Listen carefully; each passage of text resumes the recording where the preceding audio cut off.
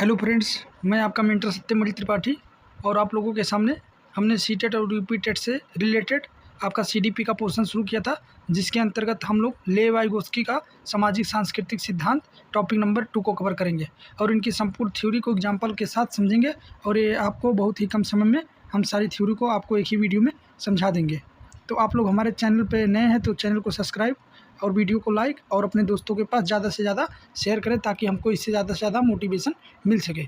तो चलिए हम लोग आप लेव वाइगोस्की का सोशियो कल्चर थ्योरी के बारे में शुरुआत करते हैं। देखिए, आपके यूपी टेट एग्जाम में आपका मनोवैज्ञानिक का नाम दे करके पूछ लेता है वे कहाँ के निवासी थे। तो लेव वाइगोस्की इनका पूरा नाम था। ये रहने वाले थे रूस के, जिसे आप रूसियन साइकोलॉजिस्ट के नाम से भी जानते हैं।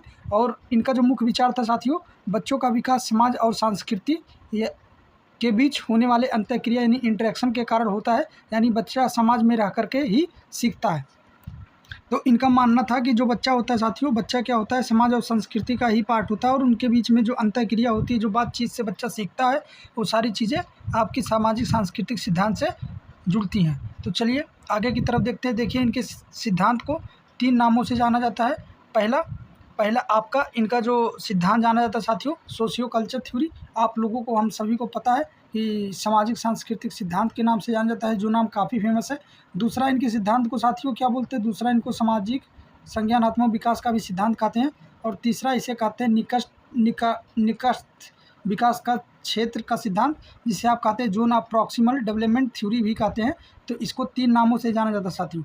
और इनके थ्योरी का मुख्य जो आपको 7 ट्रिक याद रखना है, यह CL, एस मतलब होता है सोशल, C से होता है कल्चर और L से होता है लैंग्वेज। इन्होंने 3 ही वाइगोस्की ने बच्चों के विकास के 3 चीज़ों को बहुत ही ऊपर रखा साथियों। पहला आपका होता है सोशल इंटरेक्शन, जिसे कहते हैं सामाजिक अंतःक्रिया। बच्चा जब समाज में सबसे पहले जन्म लेता है साथियों, तो समाज और संस्कृति की समाज में अंतःक्रिया के माध्यम से क्या करता है, अपने भावनाओं को, मेलजोल को बढ़ाता है साथियों।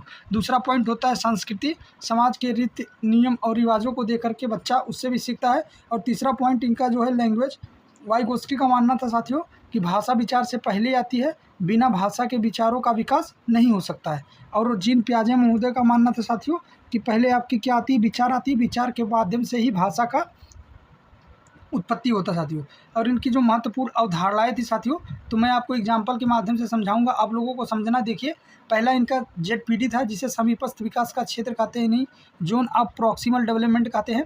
जैसे बिना किसी मदद के बच्चे जो खुद का काम कर सकता है और किसी बड़े की मदद से जो कर सकता है, उसके बीच का जो साथियों गैप होता है, वो क्या कहलाता है, निकटस्थ विकास का क्षेत्र, यानी आपका जोन ऑफ प्रॉक्सिमल डेवलपमेंट कहलाता है। तो मैं आपको एक एग्जांपल के माध्यम से समझाऊंगा। देखिए, सबसे पहले आप ये चीज़ समझ लीजिए, एक छोटा बच्चा है साथियों, वो साइकिल के पैडल को चला लेता है, यानी वो स्वयं से इस कार्य को कर लेता है, लेकिन क्या है, साइकिल को बैलेंस नहीं कर पाता है और उसके पिताजी क्या करते हैं, पीछे से उसे थोड़ा सा सपोर्ट देते हैं। तो साइकिल के पैडल को स्वयं से वो चला ले रहा है, लेकिन साइकिल को बैलेंस नहीं कर पा रहा है और उसके पिताजी क्या कर रहे हैं, पीछे से उसे अस्थायी सहायता दे रहे हैं। तो यहाँ पे इन दोनों का जो स्वयं से कर ले रहा है और जो उसे सहायता दी जा रही है, उन दोनों के बीच का जो गैप होता है साथियों, उसे क्या कहते हैं, जोन ऑफ प्रॉक्सिमल डेवलपमेंट कहते हैं साथियों।